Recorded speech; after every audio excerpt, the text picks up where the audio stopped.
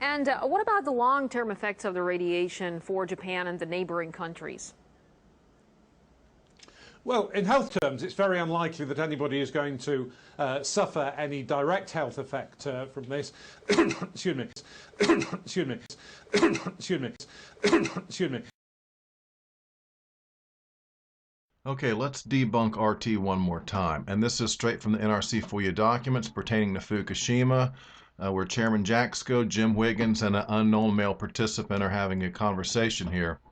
And Jim Wiggins says, what's the president's case? Male participant responds, it's bounding. It includes the fuel in the 3 reactors, the fuel in the 4 spent fuel pools. It does not include the common spent fuel pool around Unit 4, nor reactors 5 and 6 or any spent fuel pools there. And it's assumed a release over a 4 to 5 day period. Okay, what's important there? The president's case. They're talking about the president's modeling of the plume and fallout and the results, the real-time effects of Fukushima. They're wanting to model these source terms and the fallout from Fukushima. And that's what this president's model is, and it's, as you can tell, it sounds pretty serious. Now, 4 to 5 days of emanations, that's kind of bunk. We know it's 800-something days and ongoing, but that gives you an idea. The president is modeling a worst-case scenario. They know it's really bad, really bad. Okay, this next one, what's important to look at, down here at the bottom, Jim Wiggins says, the PAR looks good, and we'll let you know what these NARAC, and they do modeling, NARAC, what the president's run results in California, Hawaii, and those places. We'll make sure you know that. So what you can see from this one is they're modeling as far away as California, Hawaii. They know this plume's going to come. They know the fallout's going to come. They know from Chernobyl we have the Pacific jet stream coming this way. So it's patently absurd to say no one's going to suffer any health effects. And we're going to check health effects in just a second. This next screen capture right here from Linda Howell on the 16th. Let me just read the important part to you. It says, Unit 4 situation is deteriorating. Spent fuel pool water inventory is lost. Japanese military had planned to drop seawater over Unit 3 and probably Unit 4 yesterday, but this plan was abandoned due to high dose rates. The dose rates around Unit 4 make entry impossible at this time, and it talks about dose concerns after that. But critical for you to know that that's how serious it was. No water in spent fuel pool number 4. Dose rates so high they can't even go into drop seawater, and in the FOIA documents, NRC does not speak very highly of the helicopter drops or the water cannon concrete truck pumpers. They say it's virtually ineffective. Next screen capture real quick. I just want to read you this one where I believe they talk about worst case scenario. And this is from Tom Andrews on the 14th, and he says, I'll read the highlighted part. Sad to say, but this sounds like one of those quote-unquote worst-case scenarios we have practiced for years, parentheses, prolonged station blackout. Okay, and that's what's important there. Prolonged station blackout. Just showing you they know how bad it is, and worst-case scenario, prolonged station blackout. I want you to give you an idea of the seriousness, and then we're going to talk about health effects. This won't take long.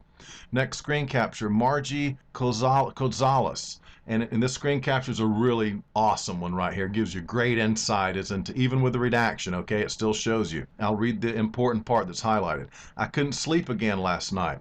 Michelle was doing a shift in the ops center, protective measures team, last night. She texted me, quote, U2X vessel, U4, excuse me, Zerk fire, SFP catastrophe.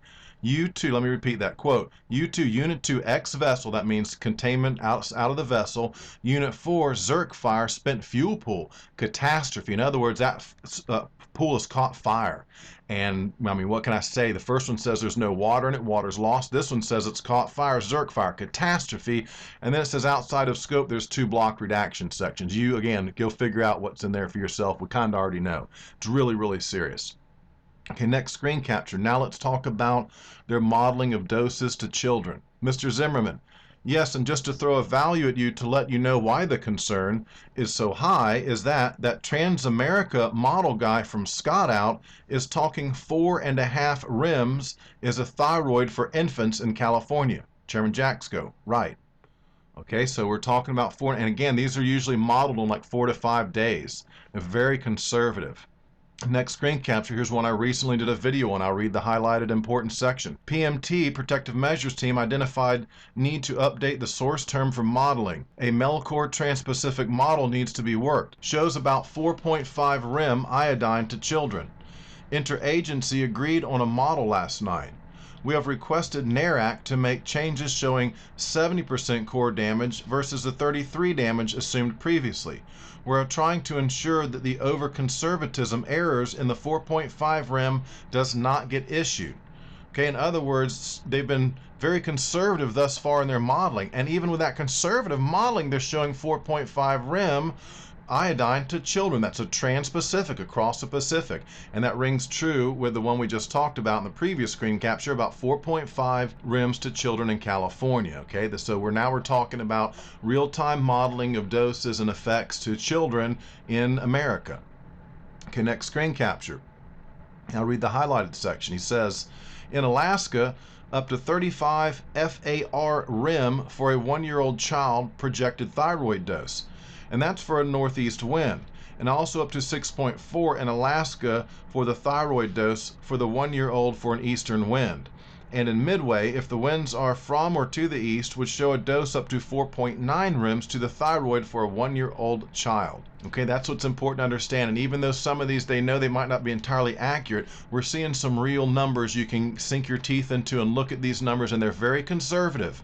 Again, the best about the one we just looked at was where they say it's a real conservative estimate. Yes, they're modeling on just a few number of days of emanations. We're 800 plus days in, it's still going. Leaking into Pacific, steam coming out in the ground, it's never stopped. It's never stopped. Okay, now I have to show you, this is screen capture right from the US NRC website.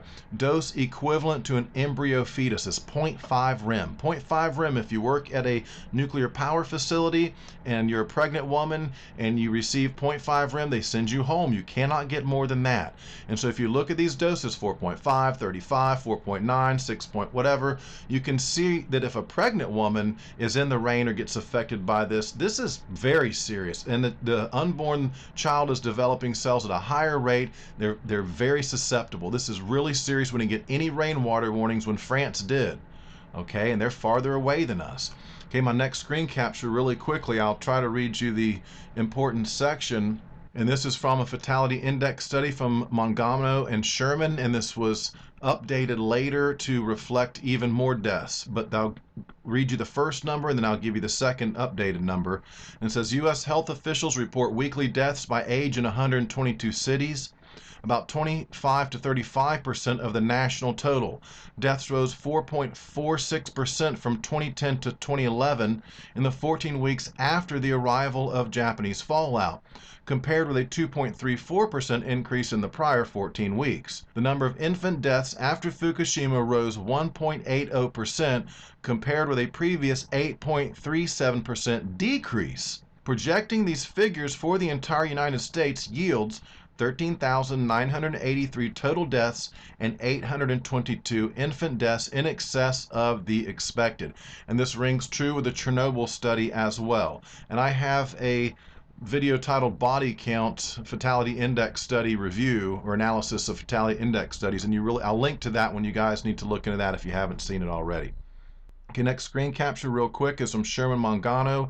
Elevated airborne beta levels in Pacific/West Coast U.S. states and trends in hypothyroidism among newborns after Fukushima nuclear meltdown. Let me read you the critical section. It says, just days after the meltdowns, iodine 131 concentrations in U.S. precipitation was measured up to 211 times above normal. Highest levels of I-131 and airborne gross beta were documented in the 5 U.S. states on the Pacific Ocean. The number of congenital hypothyroid cases in these 5 states from March 17 to December 31, 2011 was 16% greater than for the same period in 2010, compared to a 3% decline in 36 other U.S. states. The greatest divergence in these two groups, plus 28%, occurred in the period March 17 to June 30. Okay, that's critical. Right after Plume's arrival, we got blasted. What can I say? And the next clip is from Bobby One, who's an excellent, top-notch researcher. Okay, and here's his fatality index study, which is more in depth, and he's, like I say, he's excellent because he won't include an area if he doesn't have all the data. So this would be conservative, very conservative, but better to err on the side of being conservative than to post crazy numbers. But keep in mind, when I say by the year 2031, there'll be 1.3 million cumulative deaths in the U.S.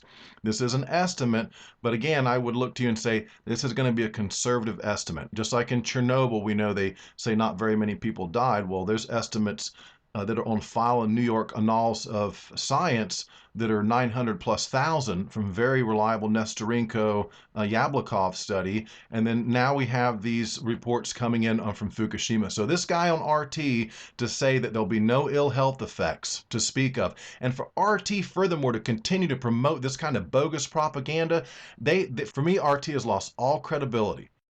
It's very unlikely that anybody is going to suffer any direct health effect. Excuse me. Excuse me.